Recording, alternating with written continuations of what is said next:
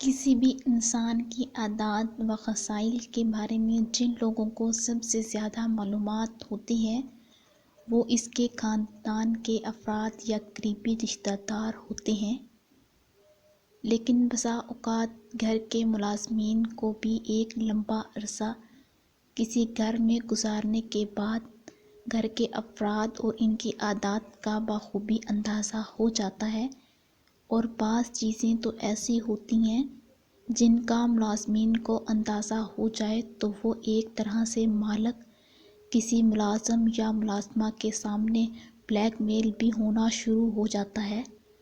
بھارتی ریاست اتر پردیش کے شہر لکھنؤ میں بھی ایک 14 سالہ لڑکی کو اپنی ملازمہ کی وجہ سے بلیک میلنگ کی صورتحال کا سامنا کرنا پڑ گیا۔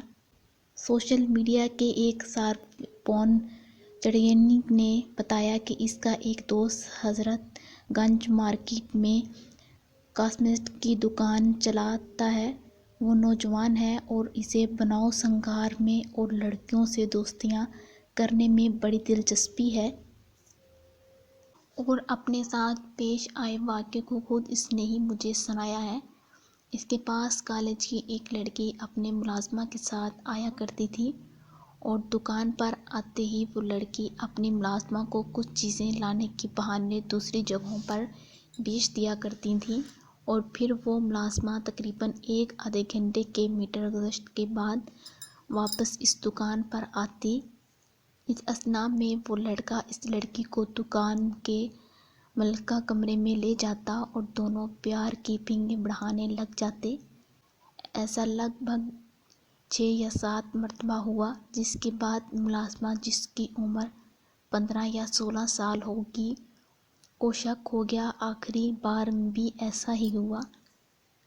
لڑکی نے دکان پر آ کر ملازمہ کو چھوٹی چھوٹی درجن بھر چیزوں کی لسٹ تھما دی اور اسے پیسے بھی دیے۔ اب یہ معلوم نہیں کہ ملازمہ کو کسی نے لڑکی کی ریکی کرنے کا کہا یا پھر خود اس کا دل کیا کہ اپنی مالکن کو رنگے ہاتھوں پکڑ لے۔ وہ چیزیں لانے کی بجائے چند ہی منٹ میں گھوم کر واپس دکان پر آ گئی۔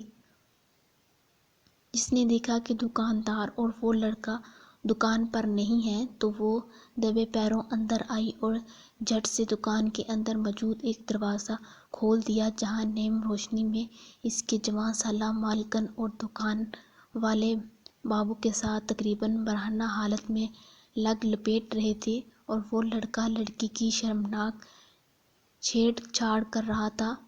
دونوں نے ایک دم سے دروازہ کھلا دیکھا تو ان کا رنگ فک ہو گیا۔ ملازمہ نے صرف اتنا دیکھا اور دروازہ بند کر کے پیچھے ہٹ گئی۔ دونوں اپنی حالت درست کر کے باہر آئے تو ملازمہ نے بہانہ بنایا کہ چیزوں کی خریداری کے لیے اس نے جو لسٹ لی تھی وہ بے دھیانی میں کہیں گم کر دی۔ اس واقعے کے بعد دوبارہ وہ لڑکی کبھی دکان پر نہیں آئی۔